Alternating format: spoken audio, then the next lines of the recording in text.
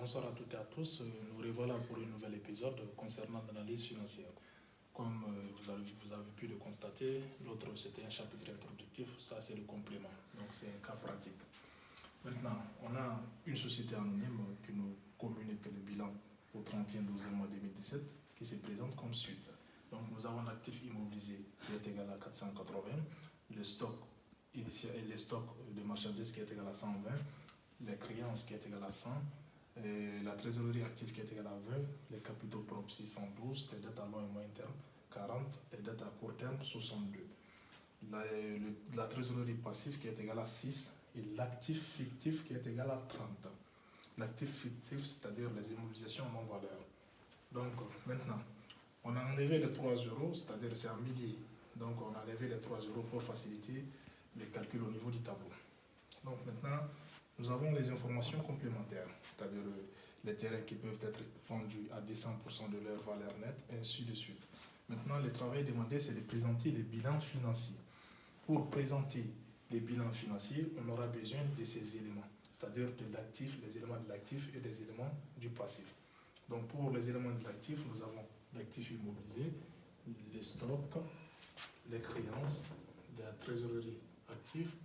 Pour les éléments du passif, nous avons capitaux propres, dette à long et moyen terme, dette à court terme et la trésorerie passive. Donc maintenant, pour établir les bilans financiers, on procède à 2 étapes. Donc la première étape, il s'agit d'établir le total de l'actif et le total du passif. Ensuite, nous avons une deuxième étape, il s'agit de repérer les éléments de l'actif fictif, c'est-à-dire les immobilisations en non-valeur, qui est égal à 30. Ça, c'est la deuxième étape.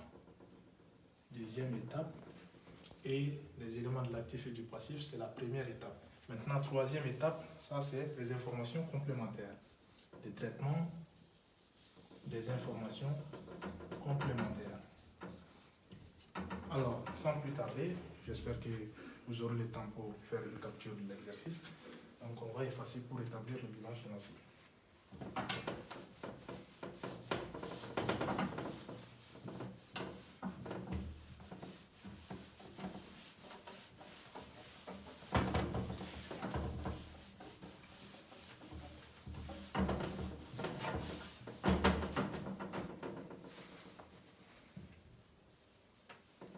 Alors, on a le bilan.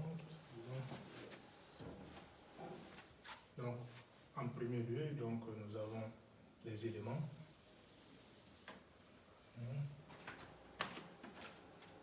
Ensuite,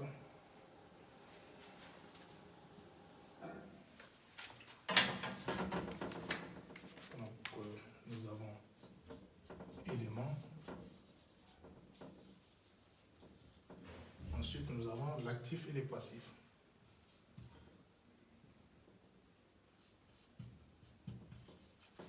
L'actif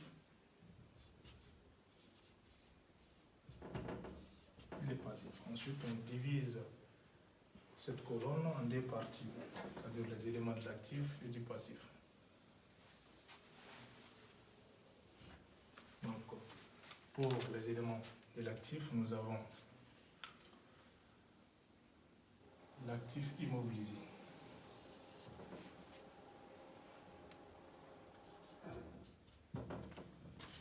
Ensuite,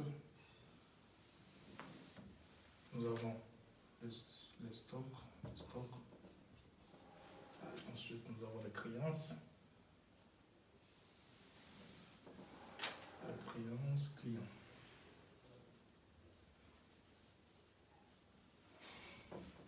Ensuite, nous avons enfin, on a fini avec les éléments de l'actif, donc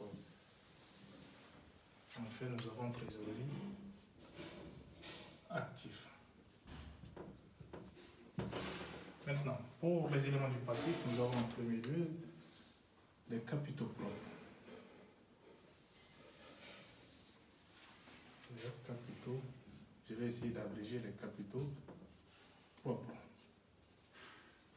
Ensuite, après les capitaux propres, nous avons les dettes à long et moyen terme. Les dettes à long et moyen Après les dettes à long et moyen terme, nous avons les dettes à court terme.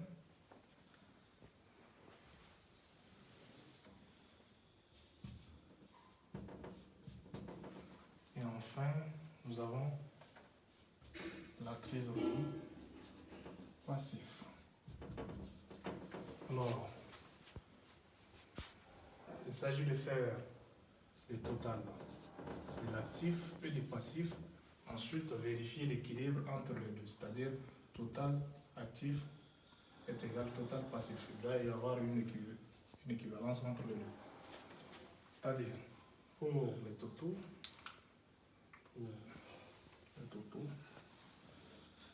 donc, on va prendre la valeur de l'actif et du passif pour chaque élément. Maintenant, pour l'actif immobilisé, nous avons 480. Nous avons comme valeur 480. Pour le stock, nous avons 120. Pour les créances, nous avons 100. Pour la trésorerie active, nous avons 20. Donc maintenant, pour les capitaux propres, nous avons 612. Pour les dettes à long et moyen terme, nous avons 40. Pour les dettes à court terme, nous avons 62. Et pour la trésorerie passive, nous avons 6. Donc on a enlevé les 3 zéros pour faciliter les calculs. Donc maintenant, total d'ici va être le total de l'autre côté. Maintenant, si vous vérifiez le calcul, le total actif et passif est égal à total actif et passif est égal à 720. C'est-à-dire 720 de tous les côtés. Donc ça, c'était la première étape. Ça, c'est première étape. À chaque fois que vous faites face à un calcul, faites face à un bilan financier, il faut procéder comme ça. Donc ça, c'était la première étape. Maintenant, deuxième étape.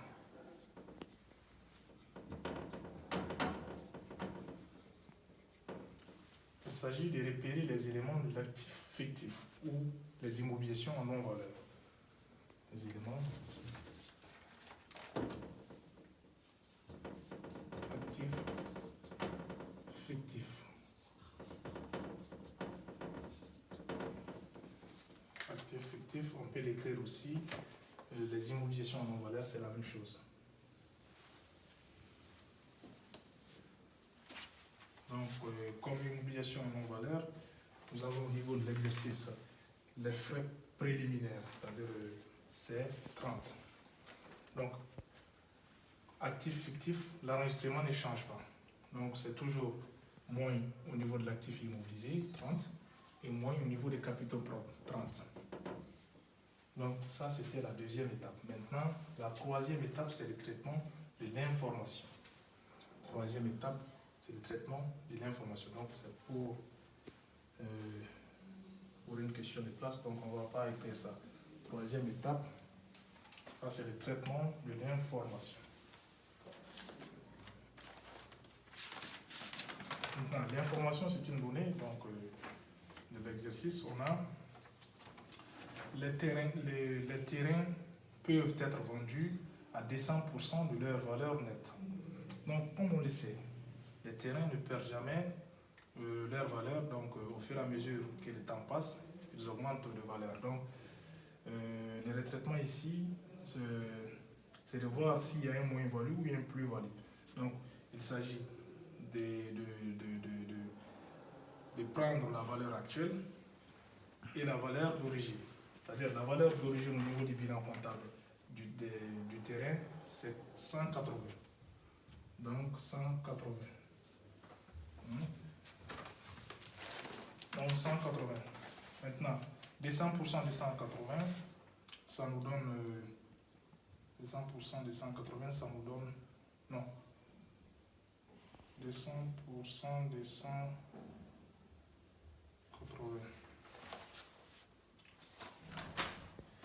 Ça nous donne...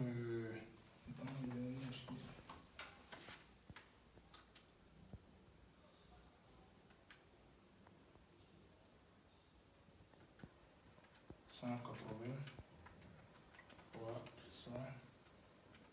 Ça nous donne 360. Donc 360 moins 180, ça donne les mêmes 180. Donc 180 fois 200% qui est égal à 360. 360 moins 180, c'est-à-dire les 180 c'est la valeur d'origine et les 360 c'est la valeur actuelle. Donc c'est toujours VA moins V0. Donc il nous donne 180. Donc terrain, puisque on a eu 180, donc c'est un plus, donc plus 180, donc c'est un plus-value. Donc c'est plus-value terrain, plus-value terrain qui est égal à 180 plus, donc même principe, quand c'est plus-value et moins-value, donc c'est au niveau de l'actif immobilisé, ça concerne les décomptes et les capitaux propres. Ensuite, comme information complémentaire, nous avons le matériel de transport qui est estimé à 135 000. Donc, toujours, il faut prendre la valeur d'origine, c'est-à-dire la valeur du bilan. Donc, au niveau du matériel de transport, nous avons 160. Donc, 160, ça c'est la valeur d'origine. Au niveau de l'information, la valeur actuelle c'est 135. Donc, 135 moins 160 VA moins V0, ça fait moins 25. Donc on a une moins-value. Une moins-value du matériel de transport qui est égal à moins 25.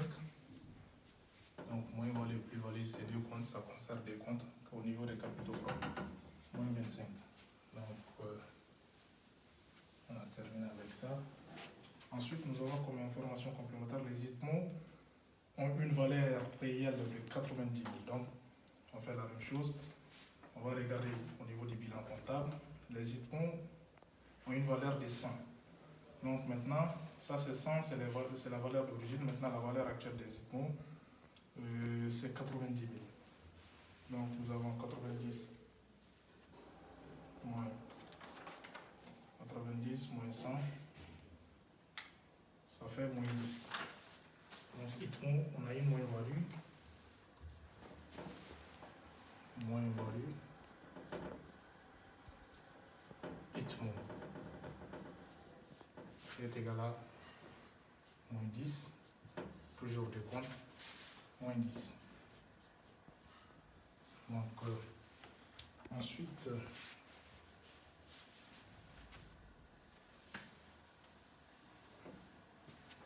nous avons les titres de valeur de placement, c'est-à-dire les TVP, sont facilement cessibles. Quand on dit facilement cessibles, c'est-à-dire sont facilement vendables. C'est des titres. Vous voyez. Donc, TVP, titres de valeur de placement. C'est les titres de créance. Donc, quand on dit qu'ils sont devenus facilement cessibles, c'est-à-dire c'est un reclassement. Donc, c'est vendable, ça concerne la liquidité. C'est-à-dire qu'il y a une entrée d'argent. Titre de valeur de placement, on va regarder au niveau du bilan comptable. Donc, c'est 8 000. Donc, 8 000. C'est 8 000, donc, on a un reclassement. Un titre de valeur de placement, c'est au niveau des créances. Donc, on a 8. Puisqu'on enlève le 3 euros. Donc, 8. Donc, il y a une entrée d'argent, ça concerne la liquidité, donc plus 8. Ensuite, nous avons, comme information complémentaire, le stock outil est évalué à 20% du total des stocks de marchandises.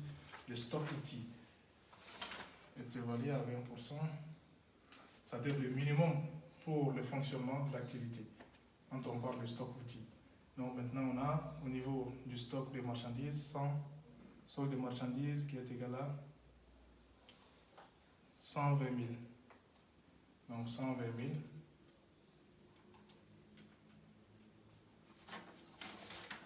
Stock outil. outils, c'est 24. Donc maintenant, on a 20% du stock, ça donne 24. Donc le stock, c'est 120 000. Donc 20% de 120 000, donc on a un stock outils D. Donc le stock outils, donc comme son nom l'indique, donc on a moins 24. Donc lorsque le stock diminue, c'est l'actif immobilier qui augmente. Donc on a plus 24. Maintenant, ensuite nous avons comme information complémentaire une partie, 10% des autres dettes de financement sont payables dans 8 mois. Quand on parle de dettes de financement, c'est des dettes à long terme. Donc on a dit une partie, 10% des dettes de financement sont payables dans 8 mois. Donc on va aller au niveau du bilan comptable. Donc dette de financement, c'est 28 000. Autre dette de financement, c'est 28 000. Donc 28 000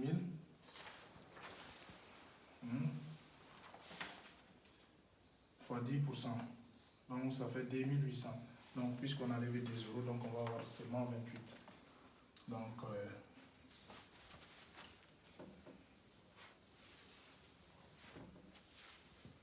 maintenant nous avons dette à long et moyen terme. Dette à long et moyen terme, c'est du passif. Donc il diminue.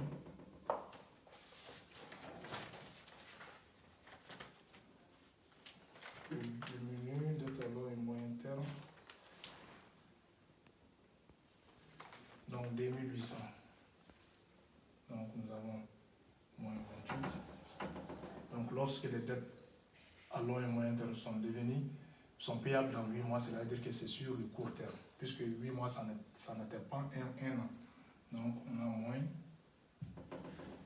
et plus, disons, ça devient une dette à court terme. Donc ensuite, nous avons comme information complémentaire, le résultat de l'exercice sera distribué à hauteur de 40% et le reste est mis en réserve. Donc le résultat, nous avons comme résultat 32. Donc 40% de 32, ça donne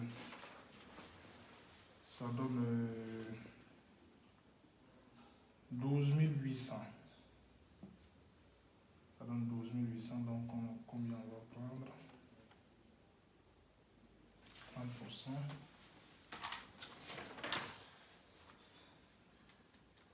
Résultat 32 fois 40 sur 100. Ça donne 12,8. 12. Puisqu'on a levé 3 euros, c'est pourquoi on va prendre 12,8. Sinon, en réalité, c'est 12 800. Donc, résultat, c'est-à-dire c'est une dividende. Dividende, c'est les intérêts, quoi. Donc, puisque le résultat, c'est au niveau des capitaux propres, donc on a moins 12,8 et plus, puisque c'est payable, donc les associés ne vont pas attendre longtemps, donc c'est plus 12,8. Ensuite, nous avons comme information complémentaire la provision pour risque est sans objet, c'est-à-dire avec un taux d'IS de 30%. Donc, toujours au niveau du bilan comptable, on va faire le calcul là-bas.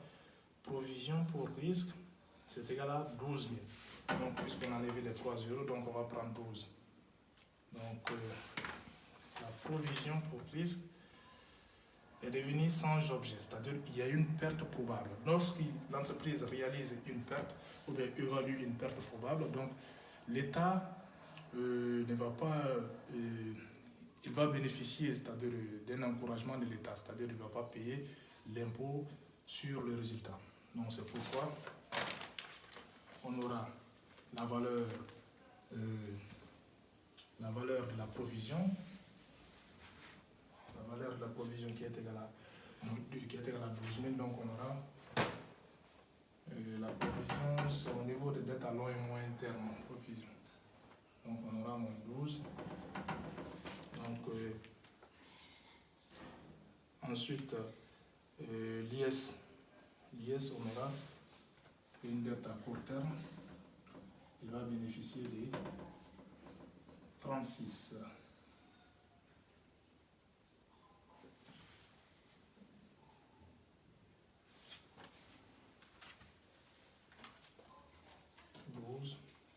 Fois 30 sur 100. 3,6. Puisqu'on a enlevé les 3 zéros, donc c'est pourquoi je fais ça. Donc 3,6. Donc on aura encore. Donc maintenant 12. On va prendre 12 moins 3,6. C'est ça qui va prévenir au niveau des capitaux propres. 12 moins 3,6. Ça fait 8,4. Donc les 8,4 plus les 3,6, ça doit donner les 12. Donc maintenant, comme information complémentaire, nous avons un dernier élément, une dernière information, disons. Donc l'écart de conversion actif n'étant pas couvert par la provision. Cela veut dire qu'il y a eu une perte. Donc lorsque les écarts de conversion actifs diminuent, donc cela veut dire que l'actif immobilisé aussi diminue. Donc cela veut dire que l'opération s'enregistre toujours au niveau de l'actif immobilisé et au niveau des capitaux propres. Donc écart de conversion actif.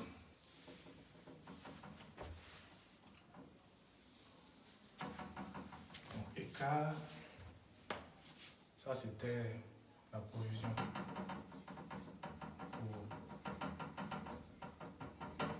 pour le risque. Et ça c'est écart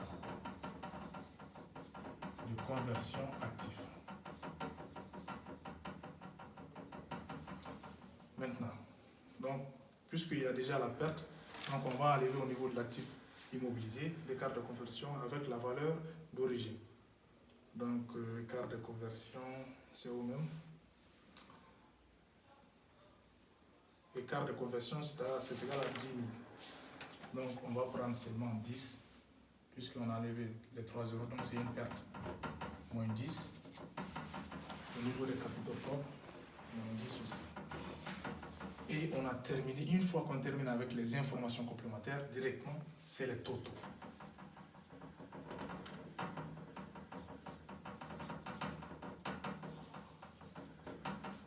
Donc, pour les totaux, il s'agit de faire la même chose comme on a fait au début. Il s'agit de faire le total de l'actif et le total du passif, c'est-à-dire le total d'ici, le total de tous les éléments, et on doit avoir forcément l'équilibre. Donc, vous pouvez vérifier chez vous. Donc, on se retrouve pour une autre vidéo, Inch'Allah. Donc, à la prochaine.